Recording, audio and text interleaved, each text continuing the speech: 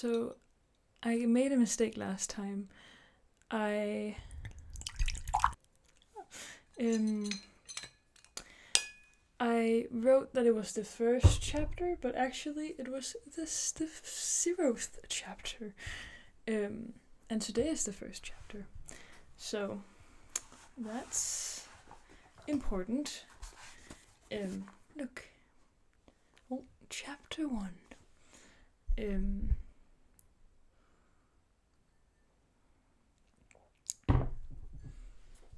I have this little coaster that my friend made.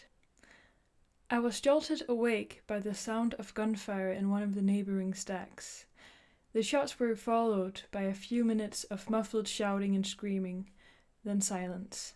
Gunfire wasn't uncommon in the stacks, but it still shook me up. I knew I probably wouldn't be able to fall back asleep, so I decided to kill the remaining hours until dawn by brushing up on a few coin-op classics, Galaga, Defender, Asteroids. These games were outdated digital dinosaurs that had become museum pieces long before I was born. But I was a gunter, so I didn't think of them as quaint, low-res antiques. To me, they were hollowed artifacts, pillars of the pantheon. When I played the classics, I did so with a determined sort of reverence. I was curled up in an old sleeping bag in the corner of the trailer's tiny laundry room, wedged into the gap between the wall and the dryer. I wasn't welcome in my aunt's room across the hall, which was fine by me. I preferred to crash in the laundry room anyway. It was warm, it afforded me a limited amount of privacy, and the wireless reception wasn't too bad. And as an added bonus, the room smelled like liquid detergent and fabric softener. The rest of the trailer reeked of cat piss and abject poverty. Most of the time I slept in my hideout, but the temperature had dropped below 0 the past few nights. And as much as I hated staying at my aunt's place, it still beat freezing to death. A total of 15 people lived in my aunt's trailer. She slept in the smallest of its 3 bedrooms. The Depperts lived in the bedroom adjacent to hers, and the Millers occupied the large master bedroom at the end of the hall. There were 6 of them, and they paid the largest share of the rent. Our trailer wasn't as crowded as some of the other units in the stacks. It was a doubled wide, plenty of room for everybody. I pulled out my laptop and powered it on. It was a bulky, heavy beast, almost 10 years old. I found it in a trash bin behind the abandoned strip mall across the highway. I'd been able to coax it back to life by replacing its system memory and reloading the Stone Age operating system. The processor was slower than a sloth by current standards, but it was fine for my needs. The laptop served as my portable research library, video arcade, and home theater system. Its hard drive was filled with old books, movies, TV show episodes, song files, and nearly every video game made in the 20th century. I booted up my emulator and selected Robotron 2084, one of my all-time favorite games. I'd always loved its frantic pace and brutal simplicity. Robotron was all about instincts and reflexes. Playing all the video games never failed to clear out my mind and set me at ease. If I was feeling depressed or frustrated about my lot in life, all I had to do was tap the Player 1 button, and my worries would instantly slip away as my mind focused itself on the relentless pixelated onslaught on the screen in front of me. There, inside the game's 2-dimensional universe, life was simpler. It's just you against the machine. Move with your left hand, shoot with your right. and try to stay alive as long as possible. I spent a few hours blasting through wave after wave of brains, spheroids, quarks, and hulks in my unending battle to save the last human family. But eventually my fingers started to cramp up and I began to lose my rhythm. Then, when that happens, at this level, things deteriorated quickly. I burned through all of my extra lives in a matter of minutes, and my two least favorite words appeared on the screen, above on the screen. Game over. I shut down the emulator and began to browse through my video files over the past 5 years. I'd downloaded every single movie, TV show, and cartoon mentioned in Anorak's almanac. I still hadn't watched all of them yet, of course. That would probably take decades. I selected an episode of Family Ties, an 80s sitcom about a middle-class family living in central Ohio. I downloaded the show because it had been on Halliday's favorites, and I figured there was a chance that some clue related to the hunt might be hidden in one of the episodes. I've become addicted to the show immediately, and had now watched all the 180 episodes multiple times. I never seemed to get tired of them. Sitting alone in the dark, watching the show on my laptop, I always found myself imagining that I lived in that warm, well-lit house, and that those smiling, understanding people were my family. There was nothing so wrong in the world that we couldn't sort it all out by the end of a single half-hour episode, or maybe a two-parter, if it was really something serious. My own home life had never even remotely resembled the one depicted in Family Ties, which was probably why I loved the show so much. I was an only child of 2 teenagers, both refugees who'd met in the stacks where I'd grown up. I don't remember my father. When I was just a few months old, he was shot dead while looting a grocery store during a power blackout. The only thing I really knew about him was that he loved comic books. I'd found several old flash drives in a box of his things, containing complete runs of The Amazing Spider-Man, The X-Men, and Green Lantern. My mom once told me that my dad had given me an alliterative name, Wade Watts, because he thought it sounded like the secret identity of a superhero, like Peter Parker or Clark Kent. Knowing that made me think he must have been a cool guy, despite how he died. My mother, Loretta, had raised me on her own. We'd lived in a small RV in another part of the stacks. She had 2 full-time Oasis jobs, one as a telemarketer and the other as an escort in an online brothel. She used to make me wear earplugs at night so I wouldn't hear her in the next room talking dirty to tricks in other time zones. But the earplugs didn't work very well, so I would watch old movies instead, with the volume turned way up. I was introduced to the Oasis at an early age, because my mother used it as a virtual babysitter. As soon as I was old enough to wear a visor and a pair of haptic gloves, my mom helped me create my first Oasis avatar. Then she stuck me in a corner and went back to work, leaving me to explore an entirely new world. Very different from the one I'd known up until then. From that moment on, I was more or less raised by the Oasis interactive educational system programs, which any kid could access for free.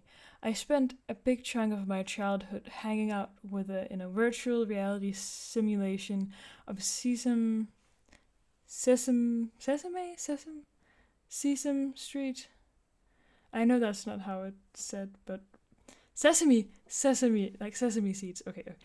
Sesame Street, singing songs with friendly Muppets and playing interactive games that taught me how to walk, talk, add, subtract, read, write, and share. Once I'd mastered those skills, I'd it didn't take me long to discover that the Oasis was also the world's biggest public library, where even a penniless kid like me had access to every book ever written, every song ever recorded, and every movie, television show, video game, and piece of artwork ever created. The collected knowledge, art, and amusement from all human civilization were there waiting for me.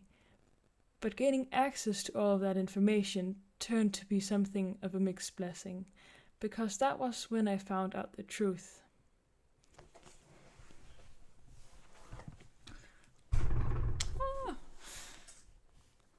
I don't know. Maybe your experience differed from mine.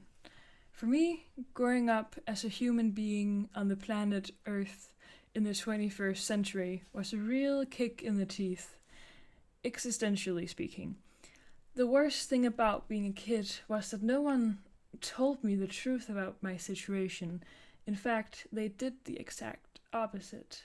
And of course, I believed them because I was just a kid and I didn't know any better.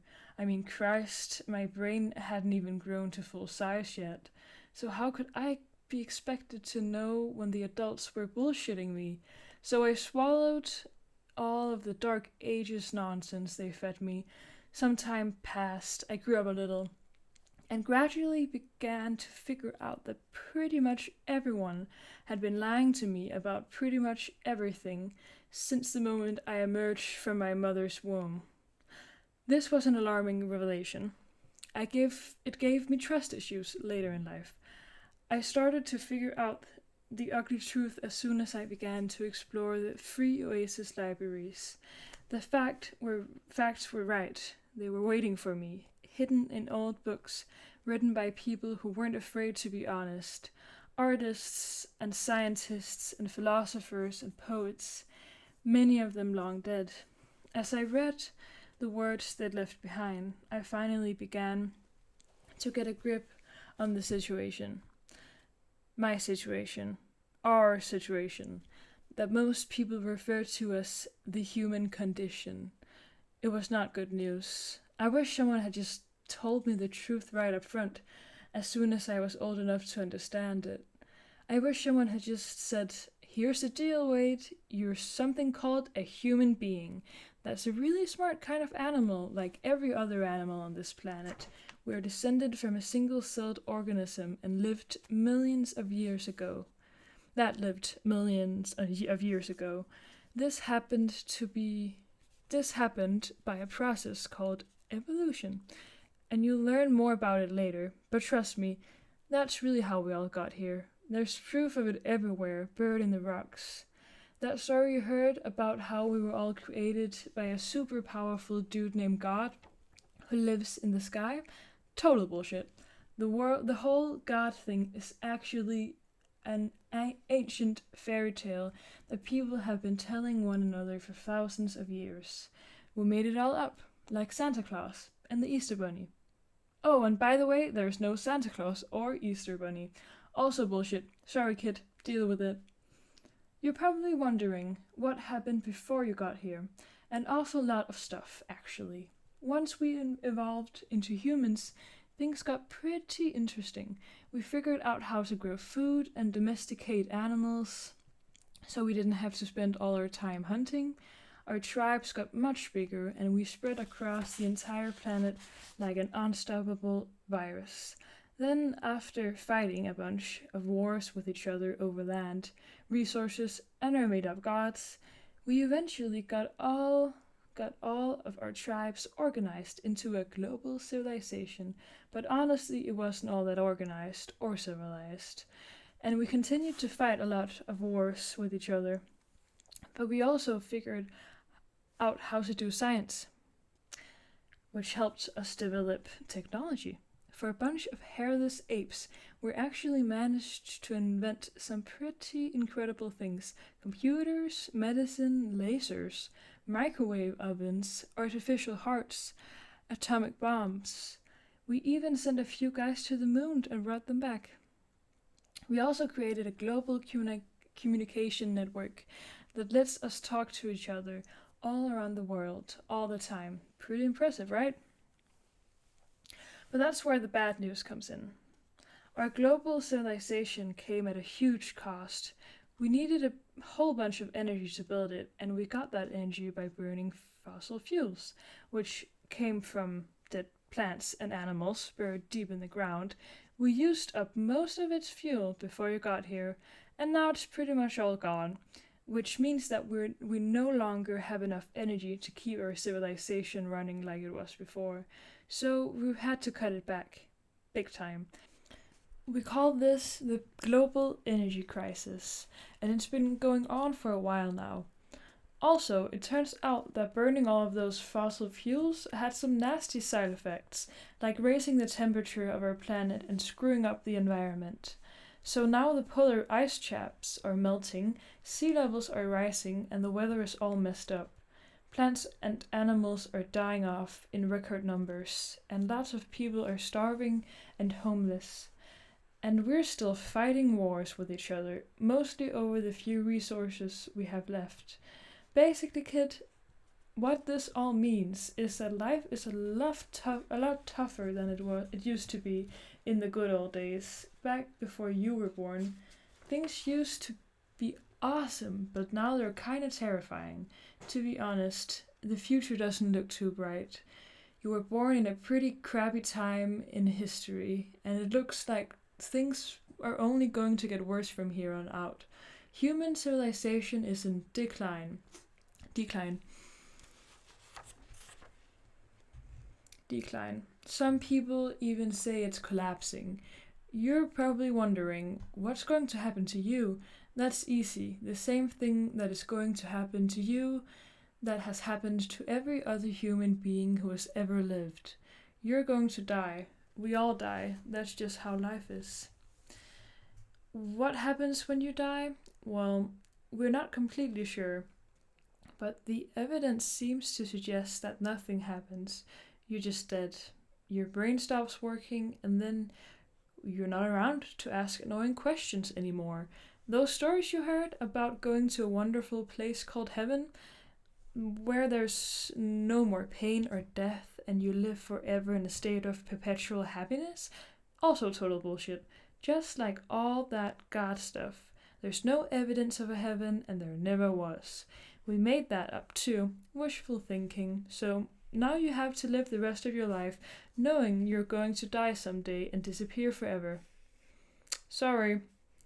Okay, on second thought, maybe honesty isn't the best policy after all. Maybe it isn't a good idea to tell a newly arrived human being that he's been born into a world of chaos, pain, and poverty, just in time to watch everything fall to pieces.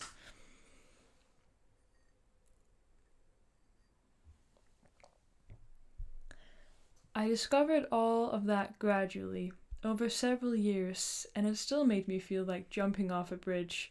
Luckily, I had access to the oasis, which was like having an escape hatch into a better reality. The oasis kept me sane. It was my playground and my preschool, a magical place where everything was possible. The oasis is the setting of all my happiest childhood memories. When my mom didn't have to work, we would log in at the same time and play games or go on interactive storybook adventures together. She used to have to force me to log out every night because I never wanted to return to the real world, because the real world sucked. I never blamed my mom for the way things were. She was a victim of a fate and cruel circumstances. Like everyone else. Her generation had it the hardest. She'd been born into a world of plenty, then had to watch it all slowly vanish. More than anything, I remember feeling sorry for her. She was depressed all the time, and taking drugs seems to be the only thing she truly enjoyed. And of course, they were what eventually killed her. When I was 11 years old, she shot a bad batch of something into her arm and died on a ratty fold-out sofa bed while listening to music an old MP3 player I'd repaired and given to her the previous Christmas. Previous Christmas. That was when I had to move into my mom's sister's, Alice. Move in with my mom's sister, Alice. Aunt Alice didn't take me in out of kindness or familial,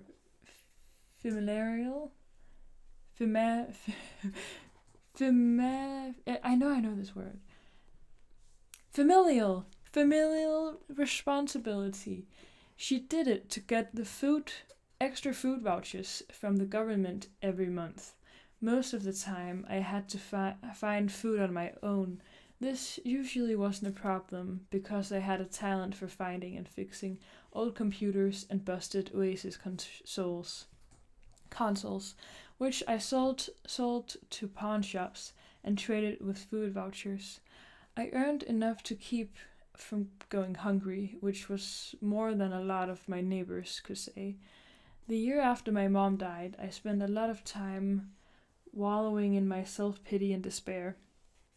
I tried to look at the bright side, to remind myself that orphaned or not, I was still better off than most of the kids in Africa and Asia and North America too.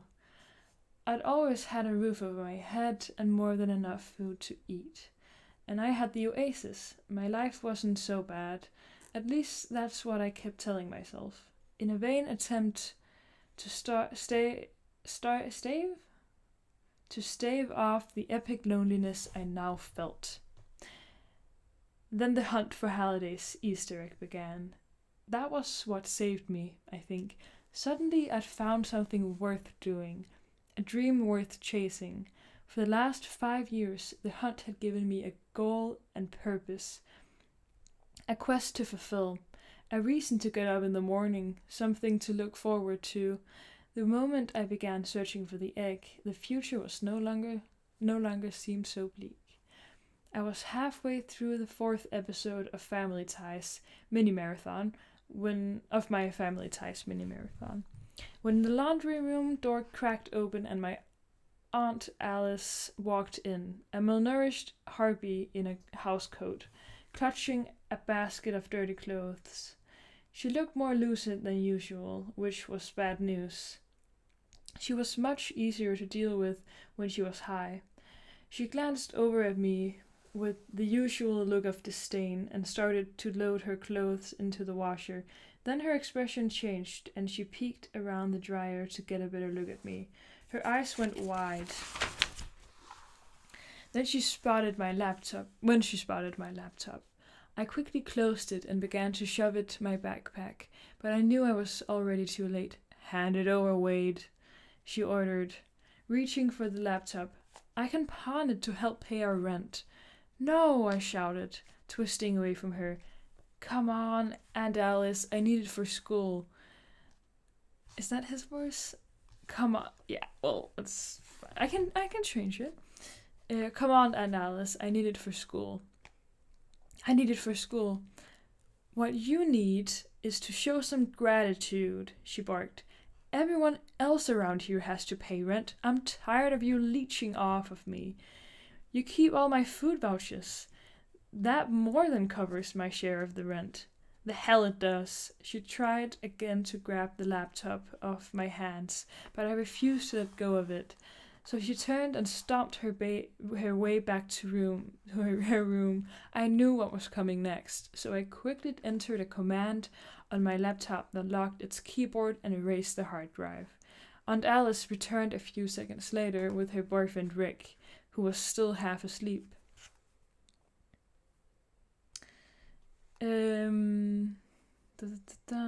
Half asleep. Rick was perpetually shirtless, because he liked to show off his impressive collection of prison tattoos. Without saying a word, he walked over and raised a fist at me threateningly. I flinched and handed over the laptop.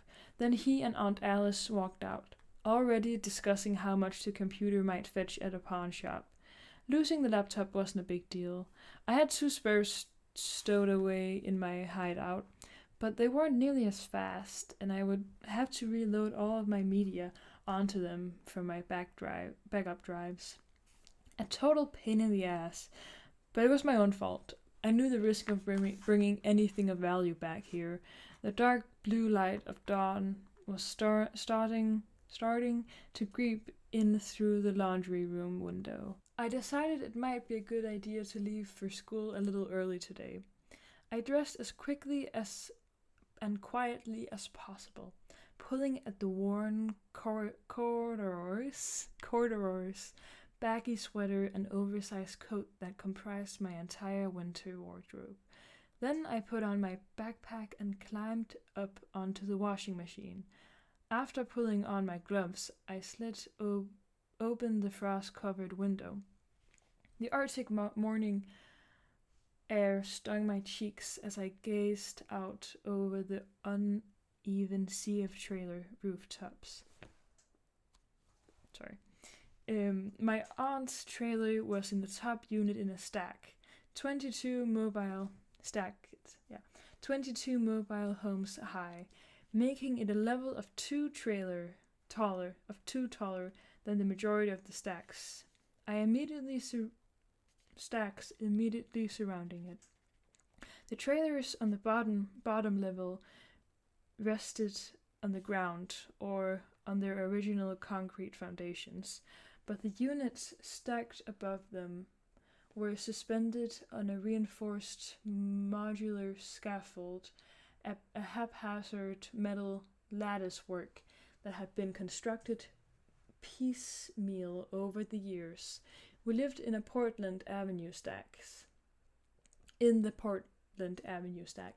sprawling hive of discolored tin shoeboxes, rusting on the shores of I-40, just west of Oklahoma City's decaying skyscraper core. It was a collection of over 500 individual stacks, all connected to each other by a makeshift network of recycled pipes, girders, support beams, and footbridges. The spires of a dozen ancient construction cranes used to do the actual stacking were positioned around the stack's ever-expanding outer perimeter. The top level, or roof, on the stacks was blanketed with a patchwork array of old solar panels that provided supplemental power to the units below. A bundle of hoses and corrugated tubing snaked up and down the side of each stack, supplying water to each trailer and carrying away sewage, luxuries not available in some of the other stacks scattered around the city. Very little sunlight made it to the bottom level, known as the floor. The dark, narrow strips of ground between the stacks were clogged with the skeletons of abandoned cars and trucks, their gas tanks emptied and their exit routes blocked off long ago.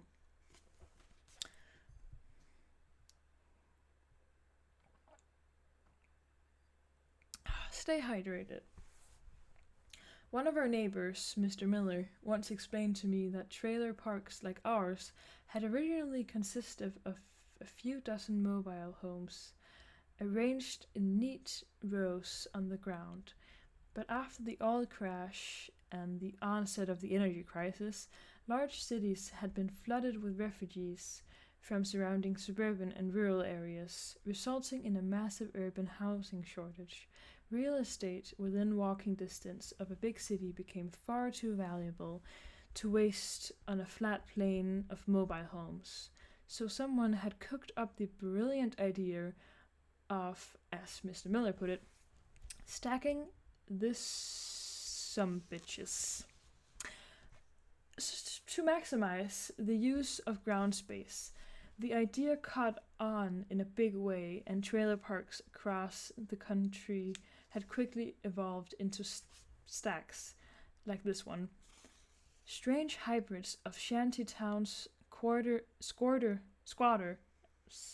settlements, and refugee camps.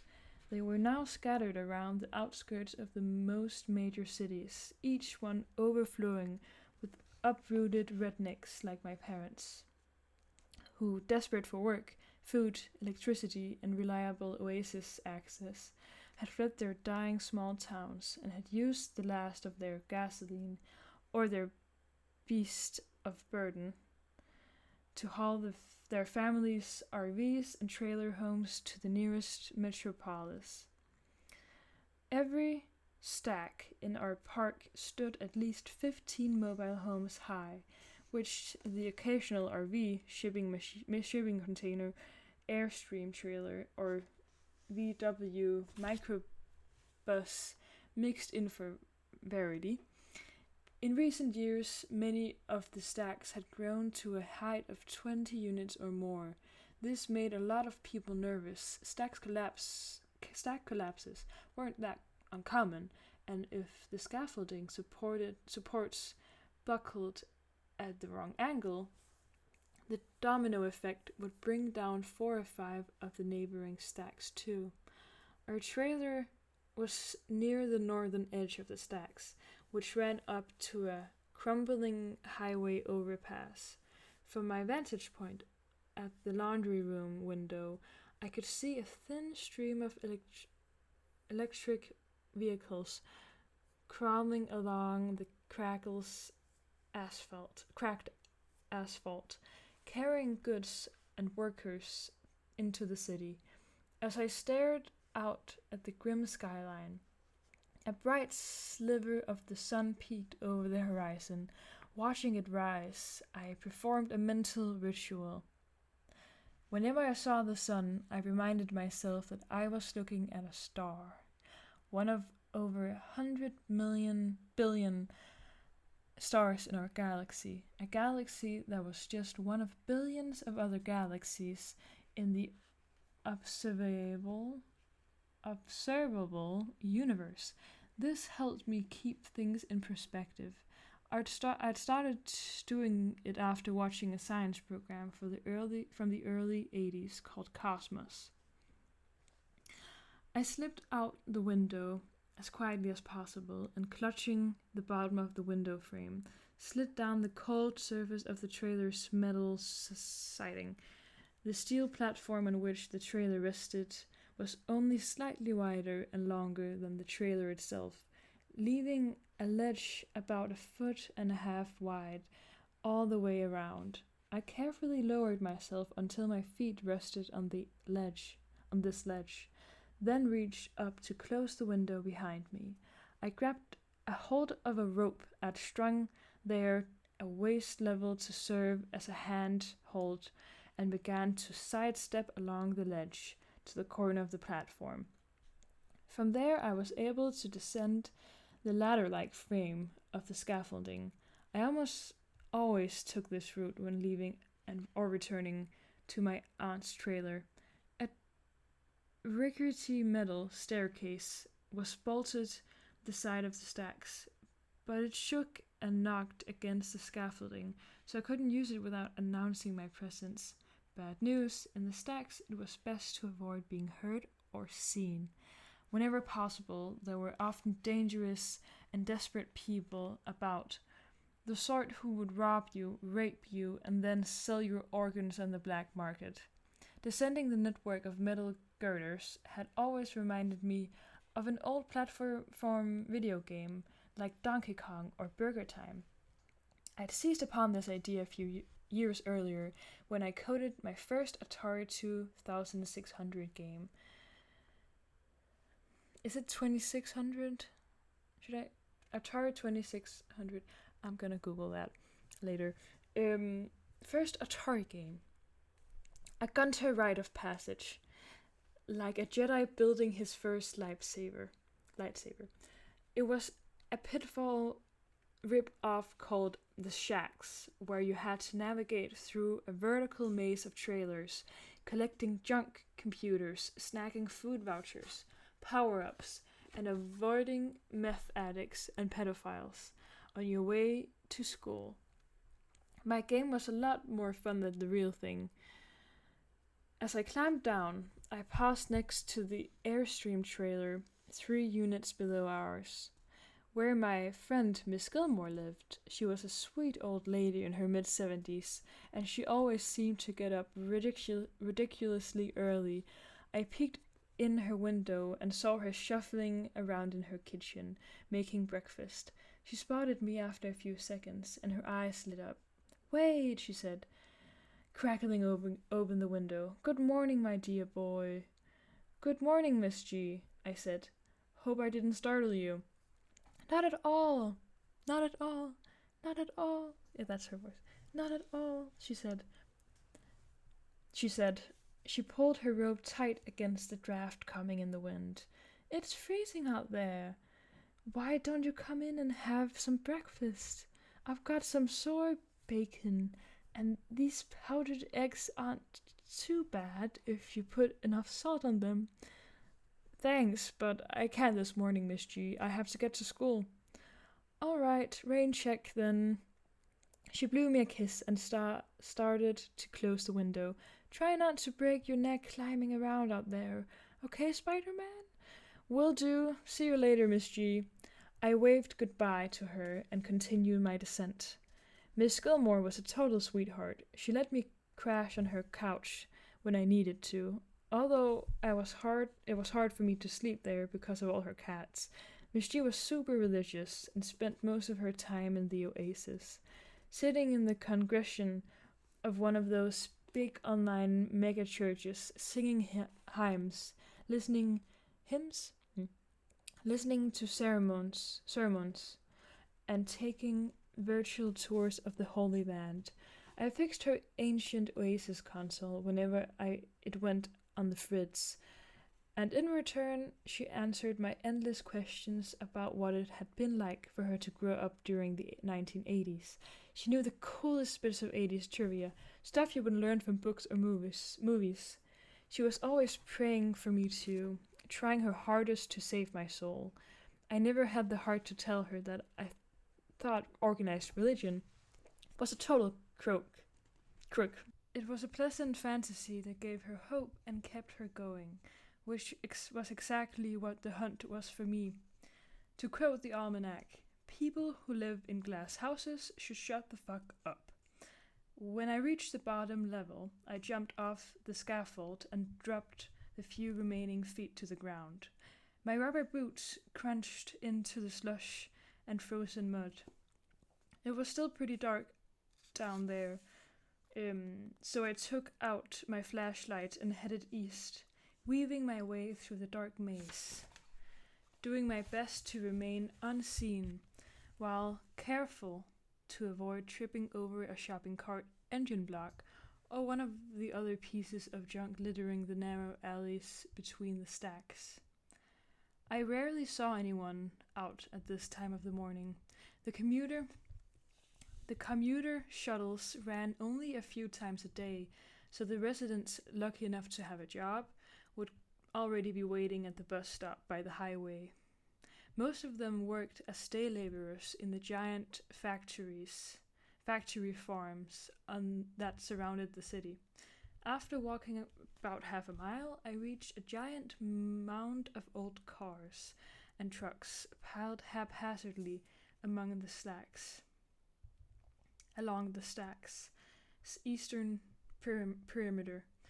Decades ago, the cranes had cleared the park of as many abandoned vehicles as possible to make room for even more stacks, and they had dumped them in a huge pile like this one all around the settlement's perimeter. Many of them were nearly as tall as the stacks themselves.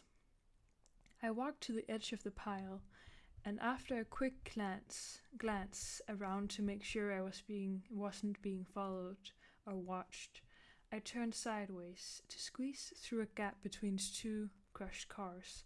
From there, I ducked, clambered, and sidestepped my way farther and farther down the ramshackle mountain of twisted metal, until I reached a small open space at the rear of a buried cargo van. Only the rear third of the van was visible. The rest was concealed by the other vehicles stacked on and around it. Two overturned pickup trucks lay across the van's roof and at different angles, but most of their weight was supported by the cars stacked on either side, creating a kind of protective arch that had prevented the van from being crushed by the mountain of vehicles piled above it. I pulled out a chain I kept around my neck, on which there hung a single key. In a stroke of luck, this key had still been hanging from the van's ignition when I first discovered it. Many of these vehicles had been in working condition when they were abandoned. Their owners had simply no longer been able to afford fuel for them, so they'd just been parked out, and they just parked them and walked away. I pocketed my flashlight and unlocked the van's rear right door. It opened about a foot and a half, giving me just enough room to squeeze inside. I pulled the door closed behind me and locked it again. The van's rear doors had no windows, so I was hunched over in total darkness for a second, until my fingers found the old power strip I'd duct taped to the ceiling. I flipped it on, and an old desk lamp flooded the tiny space with light. The crumpled green roof of a compact car covered the crushed opening where the windshield had been, but there was damage to the van's front end. But the damage to the van's front end didn't extend beyond the cap. The rest of the interior remained intact. Someone had removed all the van's seats, probably to use as furniture, leaving a small room about 4 feet wide, 4 feet high, and 9 feet long. This was my hideout. I discovered it 4 years earlier, while searching for discarded computer parts. When I first opened the door and gazed into the van's darkened interior, I knew right away that I'd found something of immeasurable value: privacy. This was a place no one else knew about, where I wouldn't have to worry about getting hassled and slammed around by my aunt or whatever loser she was currently dating. I could keep my things here without worrying they'd be stolen. And most importantly, it was a place where I could access the oasis in peace. The van was my refuge, my bat cave, my fortress of solitude. It was where I attended school, did my homework, read books, watched movies, and played video games. It was also where I conducted my ongoing quest to find Halliday's Easter egg. I'd covered the walls, floor and ceiling with styrofoam egg cartons and pieces of carpeting in an effort to soundproof the van as much as possible. Several cardboard boxes of busted laptops, laptop and computer parts sat in the corner, next to a rack of old car batteries and a modified exercise bike I had rigged up as a recharger. The only furniture was a folding lawn chair. I dropped my backpack, shrugged off my coat, and hopped on the exercise bike. Charging the batteries was usually the only physical exercise that I got each day. I pedaled until the meter said the batteries had a full charge, then sat down in my chair and switched on the small electric heater I kept beside it. I pulled off my gloves and rubbed my hands in front of the filaments as they began to glow bright orange. I couldn't leave the heater on for very long, or it would drain the batteries. I opened the rat-proof metal box where I kept my food cache and took out some bottled water and a packet of powdered milk. I mixed these together in a bowl, then dumped it in a generous serving of Fruit Rocks cereal. Once I'd wolfed it down, I retrieved an old plastic Star Trek lunchbox I kept hidden under the van's crushed dashboard. Inside were my school-issued Oasis console, haptic gloves, and visor. These items were by far the most valuable things I owned, far too valuable to carry around with me. I pulled on my elastic haptic gloves and flexed my fingers to make sure none of the joints were sticking. Then I grabbed my Oasis console, a flat black rectangle about the size of a paperback book. It had a wireless network antenna built into it, but the reception inside the van was for shit, since it was buried under a huge amount of dense metal. So I'd rigged up an external antenna and mounted it on the hood of a car on the top of the junk pile. The antenna cable snaked up through a hole I'd punched in the van's ceiling. I plugged it into a port on the side of the console, then slipped on my visor. It fit snugly around my eyes like a pair of swimmer goggles, blocking out all external light. Small earbuds extended from the visor's temples and automatically plugged themselves into my ears. The visor had housed 2 built-in stereo voice microphones to pick up everything I said. I powered on the console and initiated the login sequence. I saw a brief flash of red as the visor scanned my retinas. Then I cleared my throat and said my login passphrase, being careful to enunciate. You have been recruited by the Star League to defend the frontier against Sir and the Kodan Armada. That's not how he said it, I'm sure. Armada. My passphrase was also verified, along with my voice pattern, and that I was logged in. The following text appeared, superimposed by the center of my virtual display. Identity verification successful. Welcome to the Oasis, Parzival. Login completed. 07 53 21 OST 210 2045. As the text faded away, it was replaced by a short message, just 3 words. This message had been embedded in the login sequence by James Halliday himself when he'd first programmed the Oasis as a homage to the simulation's direct ancestors, the coin-operated video games of his youth. These 3 words were always the last thing an Oasis user saw before leaving the real world and entering the virtual one. Ready Player One. Hello, thank you for watching the video. I just wanted to address or quickly mention why there are so many cuts throughout the video, and hopefully there won't usually be that many.